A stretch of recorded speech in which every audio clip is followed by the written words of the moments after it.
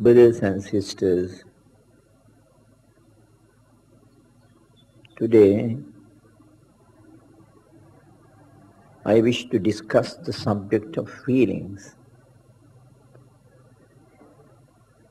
We generally know that there are two kinds of feelings, pleasant feelings and unpleasant feelings.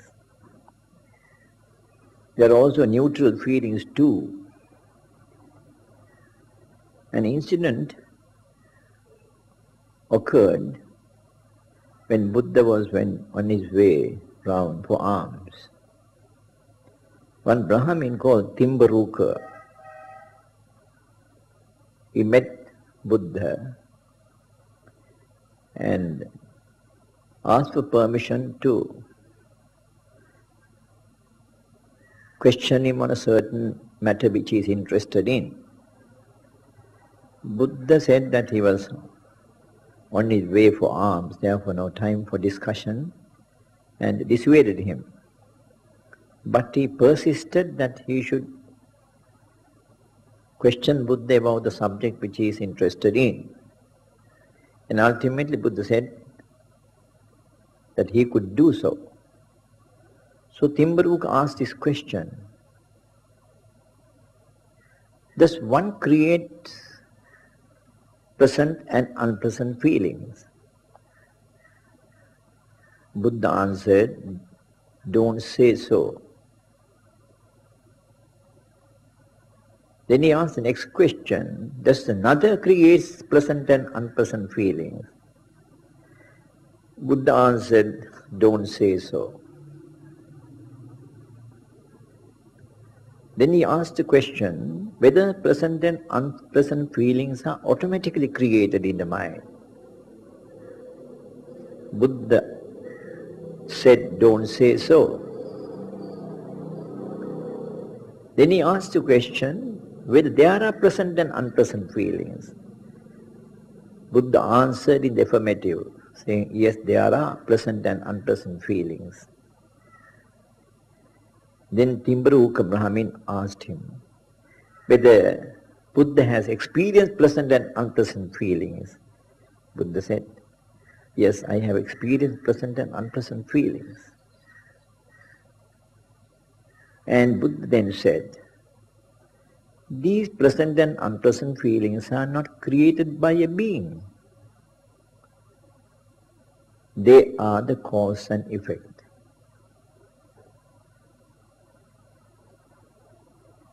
Now we ask the question, what is a feeling? A feeling is a thought created by the mind. There are 6 places where thoughts are created, and there thoughts connected with the eye are created, connected with the ear, connected with the nose, connected with the tongue, connected with the body, and connected with thoughts, thinking. These are 6 places where thoughts are created.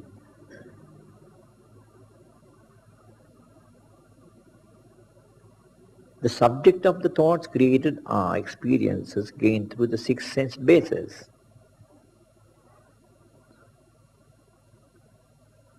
Object of vision connected with the eye, object of noise connected with the ear, object of smell connected with the nose, object of taste connected with the tongue, object of contact connected with the body, and object of a thought. These create thoughts. We are now aware that every such thought consists of the 5 grasping groups. They are grasping group of form, grasping group of feeling, grasping group of perception, grasping group of volitional action, grasping group of consciousness. These are the 5. Every thought creates So in regard to a feeling, how do you create a feeling? You create a feeling of either a pleasant nature or an unpleasant nature or a neutral nature in regard to object that attracts the sense base. About the thing that you've seen, you create a feeling, whether you like it, something pleasant or something unpleasant. About a noise or subject of the ear or object of the ear that attracts the ear, you create a feeling of either pleasant or unpleasant. In the same way you create feelings unpleasant and pleasant in regard to objects that attract the other six sense bases. Therefore they are all thoughts and nothing else.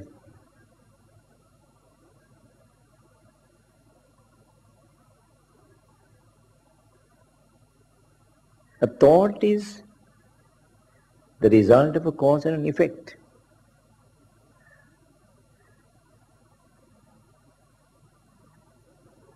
Thought arises and passes away. There is impermanence.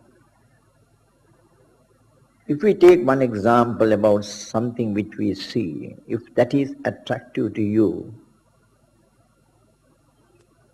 the very thought you created in seeing that object gave you that impression whether the object was pleasant or unpleasant. And you create the feeling of pleasant nature by rethinking that object. In that thought you created the pleasant feeling. That is a complete thought where you have created the five aggregates. We all know that these five aggregates are a mental creation. We also know the value of the five aggregates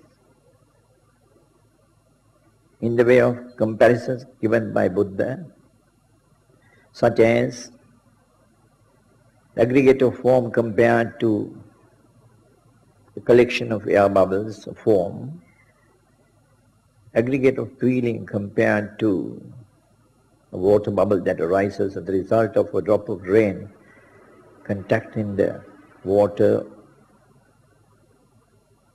or the ground. Then perceptions is a creation, is what you know. That's compared to a mirage. The volitional activities compared to the tended plantain tree, which has no hard wood in it, all wrappings, and the consciousness which creates this is a conjurer who with the capacity to create delusions in every thought.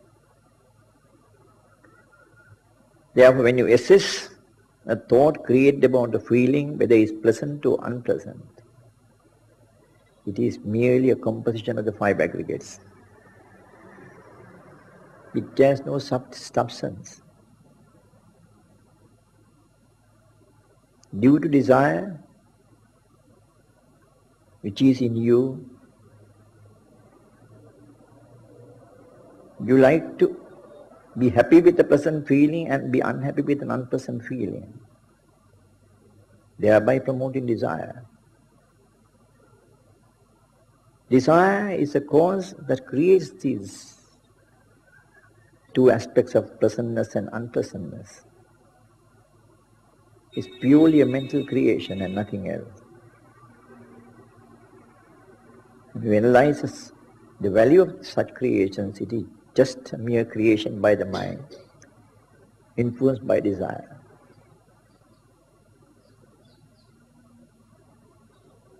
When you compare, let's say, anything pleasant that has a relative meaning, That which is present to you may not be present to another. That which is unpleasant to you may not be unpleasant to another. Because it all depends upon the individual's ability to create that delusion in him. When you think of a poor man who has had no meal for 4 or 5 days, something to satisfy his stomach will give you the satisfaction for him to be happy, which would not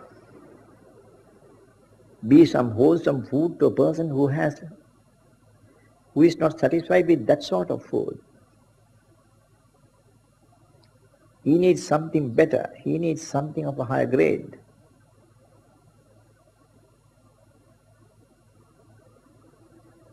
When you think of all aspects of life, you see this difference. Depending on experience you have gone through as a human being. A fluent person, he maintains a high grade of pleasantness. It's again a mental delusion. A person who is poor, he is satisfied is something quite ordinary. That is his standard of pleasure. Maybe something that is pleasant to a poor man may be very unpleasant to a rich man. Therefore there is a big variance in this. It's all relative. There's nothing constant in the grading of pleasantness and unpleasantness. It is how one creates that delusion in the mind. Delusion to consider that as wholesome and consider one as unwholesome. All these are mental creations. Defilements too are mental creations and nothing but mental creations. They are habits which you have created in the mind. Habits have no standard as such. It's what you are used to. Depending upon your temperament, attitude, values, you're used to a certain way of looking at things. Certain standard of acceptance you have created, whereas the standard varies with another. Therefore the defilements too are just mental creations and nothing else. Habits which you have got used to. Habits which you have created in your mind in the course of birth and death in the samsara. That is why Buddha speaks of 4 foundations of mindfulness to get rid of defilements and attain Nibbana. Mindfulness is one way to get rid of habits. You practice a habit or perform a certain function according to a habit created by you in your absent-mindedness.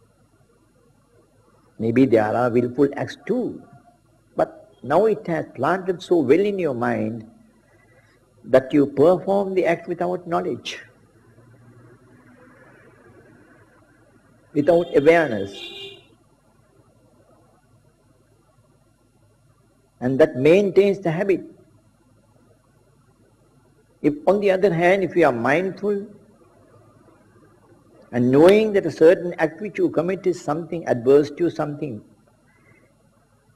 affecting you in an adverse manner, harmful to you, if you can be mindful and avoid that habit of committing that act, you can get rid of that habit.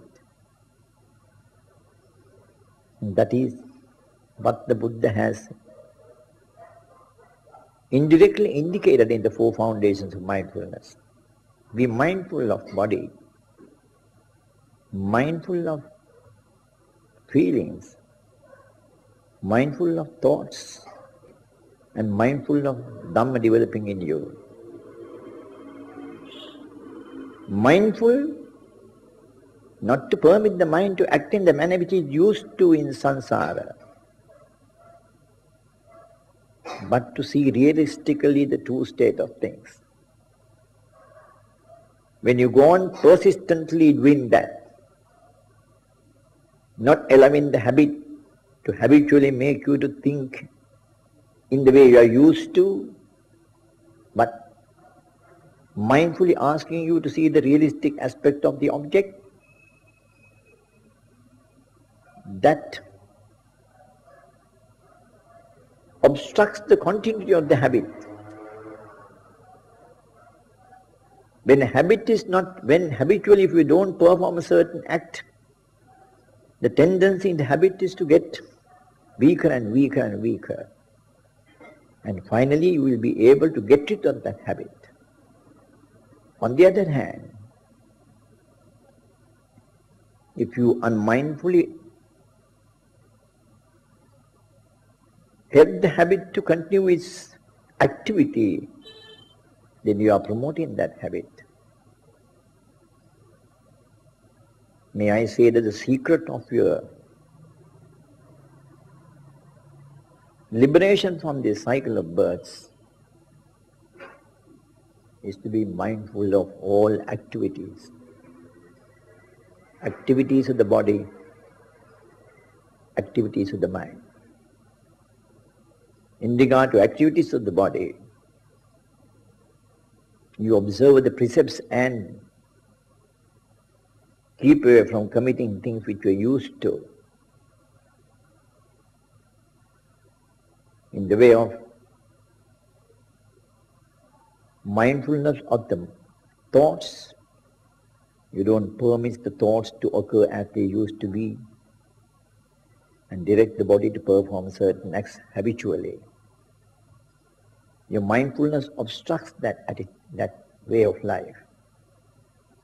Constant obstruction, constantly mindfully prompting the mind not to permit such things to occur.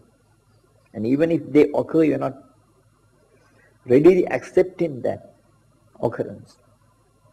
Mindfully keeping it away, understanding truly the true nature of the thought that arose. You are discouraging the mind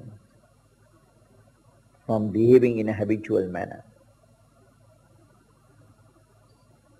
Silencing the mind, or keep the mind silent, that is the approach you must cultivate. Mindful of the thought that arises.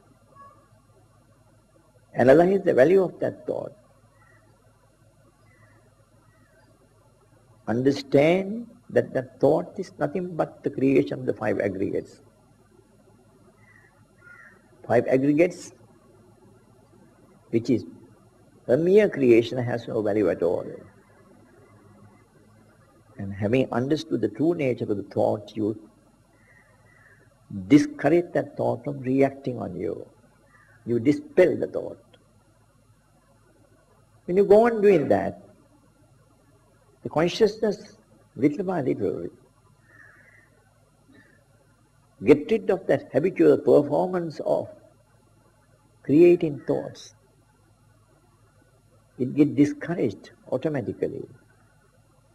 And there will be a marked reduction in your thinking. Further, that reduction is helped by your mindfulness. As you are mindfully watching the creation of thoughts, that discourages the mind from acting in a manner which is used to. And there will be a general reduction of your creation of thoughts.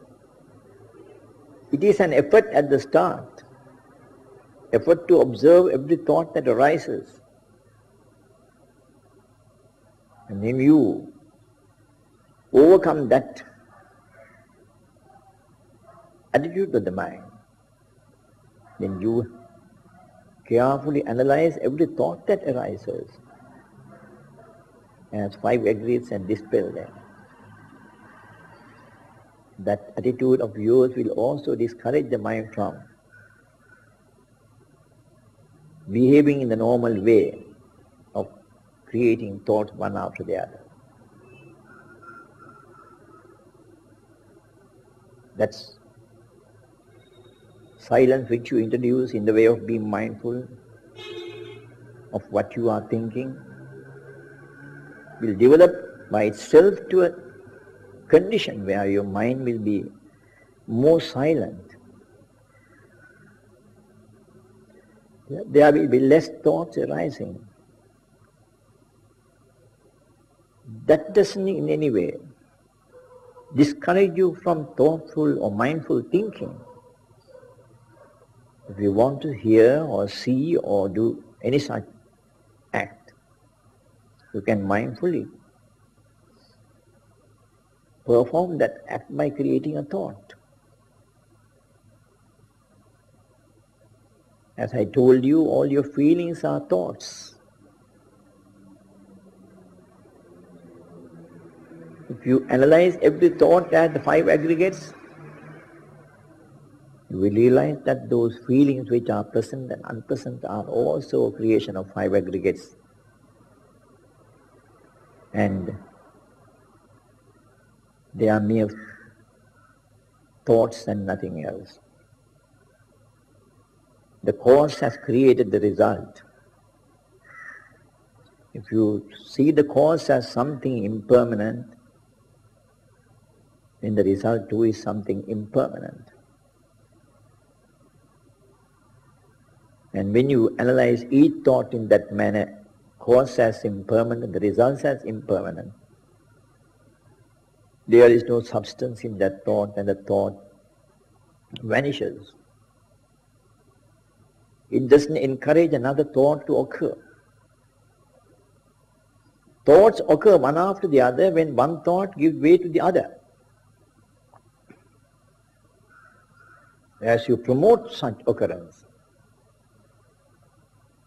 feelings too are the same. If you experience something pleasant, you go and continue to think of that pleasant nature of the object and create thoughts one after the other. But on the other hand, if you see the object as something impermanent, unsatisfactory, then you attach no value to that object of the thought, which discourages further thinking about that subject. So mindfulness is one of the essential things that you have to bear in mind to get rid of feelings that promote desire. Mindfulness of what? Of the object, the realistic aspect of the object. What is the realistic aspect of the object, or the cause? As something impermanent, something unsatisfactory, which is selfless. If you can be always mindful that all that arises in you in the nature of thoughts are impermanent, or you use the word anicca, which is the Pali term for impermanence, and be mindful of that, then your mind will automatically become silent. Why? The mind will get rid of that habit of creating thoughts one after the other, because you attach value to that such thoughts. Now that you don't attach any value to your thinking, now that you realize all thoughts are all impermanent, mental creations, you directly discourage the consciousness in creating thoughts. More and more thoughts are created when you encourage the consciousness in the way of accepting those thoughts. But on the other hand, being watchful, being mindful of what you are doing, what thoughts occur in you, you see the true aspect, the realistic aspect of the thought as impermanent. And the consciousness would not get any encouragement to create more and more thoughts in the way of pleasant and unpleasant feelings. This discourages the development of desire in you. Desire, as I always emphasize, It's a habit which you have maintaining in your mind by constantly feeding it in the way of enjoying present feelings, by developing more and more thinking, and also creating a dissatisfaction of something unpleasant because you are disappointed over the result. But on the other hand, without falling into these two categories of and permitting your mind to live in these pleasant and unpleasant feelings by creating more and more thoughts, if you discourage such activity of the mind in the way of realistically analyzing the object of the feeling, then you discourage feeling. If you take an example, if you see something pleasant, it certainly is pleasant to the eye, but you are not taking that, co-creating that pleasant feeling on the surface of what you have seen. But if you analyze realistically that object as something arising and passing away, impermanent, then you attach no value to that object. Therefore, the six senses basis will be discouraged from creating pleasant or unpleasant feelings in you. You will have a peaceful mind because you understand the true nature of things. You realistically see the nature of the object that attracts the sense base. That realistic understanding is created by seeing the impermanence of the object.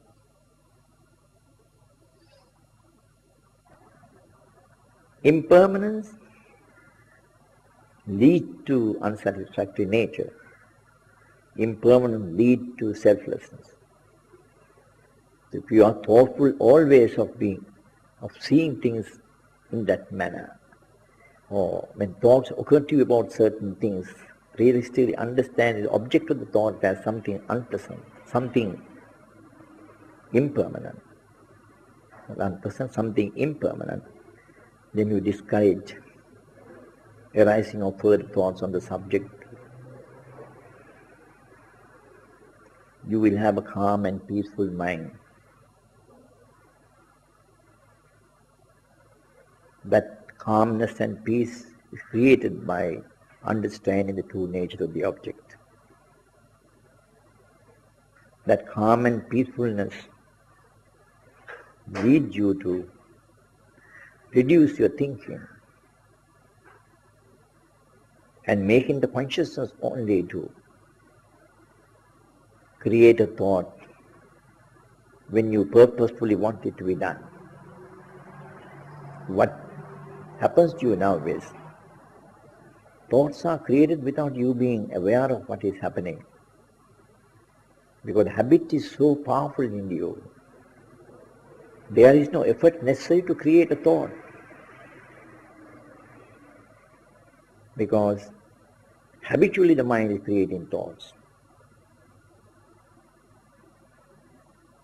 And such activity is created by desire. Once you lessen the creation of thoughts in the way of realistically analyzing every subject of the thought as something impermanent, then you discourage the consciousness of creating thoughts. And you will reach a stage when your mind is peaceful and calm. You can yourself realize what peace there will be for you to enjoy. That maintenance of peace in the mind, that calmness in the mind, do not in any way affect your ability to think, if you wish to think, ability to create a thought and see, ability to create a thought and hear, ability to create a thought and smell, ability to create a thought and taste something, ability to create a thought and feel a contact ability to think if you wish to think. That ability you have now gained as a result of dispelling unnecessary thoughts is the realistic activity of the mind. That is to help you to see and not to develop unnecessary thoughts habitually, to help you to hear and not to develop unnecessary thoughts habitually, to help you to smell and not to create unnecessary thoughts habitually, to help you to taste and not to create unnecessary thoughts habitually, to help you to contact, not to create unnecessary thoughts habitually, help to think if you wish to think, and not to continue thinking habitually, making you to fall into the two extremes of covetousness and aversion. You can understand how peaceful you can be, how calm you can be.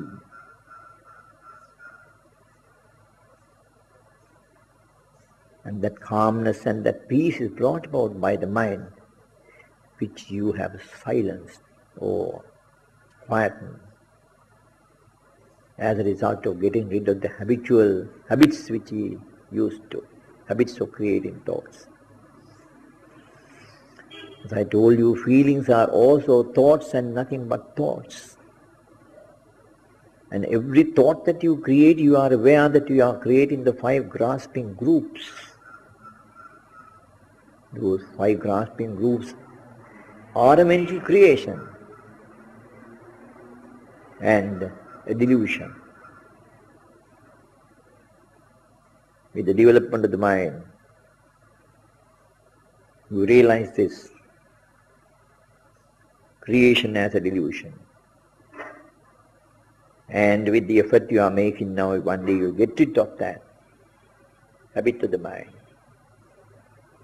And you will reach a perfect stage of calmness and peace.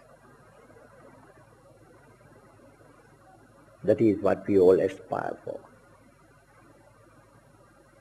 That calmness and peace which you enjoy will be a state of the mind when you have got rid of defilements. As I told you, defilements are nothing but habits which you have created in your mind. And now, one by one, you are getting rid of those habits and bring back the mind to its normal, bright condition, pure in every respect, not contaminated by defilements. It's bright, and you will one day realize that it will settle down peacefully in your heart. That is what we all aspire for, in getting rid of desire. The final state of liberation is getting rid of the false beliefs we have developed. That is another set of defilements. In addition to desire, which you have to overcome. And they are the 5 upper fetters. They refer to all beliefs and nothing else. Belief in you that there is I. Belief of ownership as mine. And the belief of a continuity called the self. After you get rid of desire, these beliefs you overcome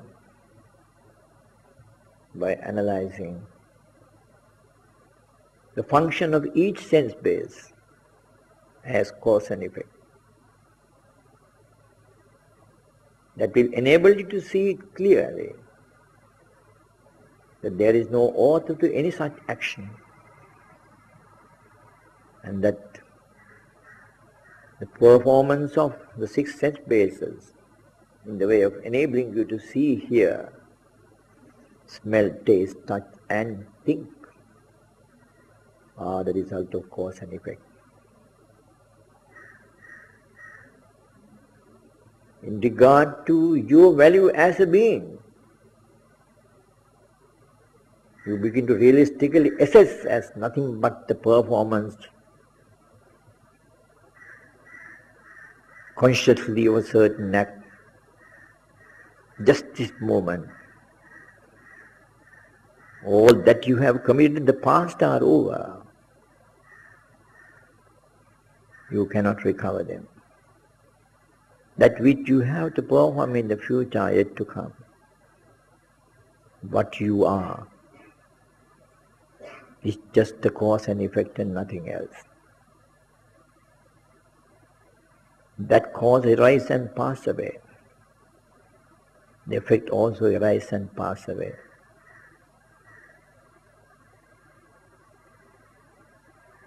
And the final realization is that there is no being in you except causally created functions which arise and pass away. Such functions were created once through the influence of desire. And once you get rid of desire, your consciousness will be completely free. Free of habits, free of beliefs. And it has no power to look for another existence beyond the present. As desire is no longer helping the consciousness to push itself to another birth. Grasping is no longer there. Bhava, being, to be born again, that power too has vanished. And this results in no birth. The body that was created by karma, it will last till the power of that karma which created exists. Once that power vanishes, the body will perish. That is the body that you have created by karma. And the mind being silenced now,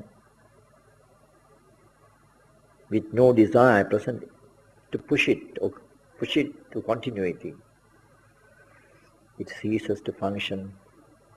Therefore, all the karmic forces that you have created, which are behind you waiting for a chance to react in the absence of the consciousness,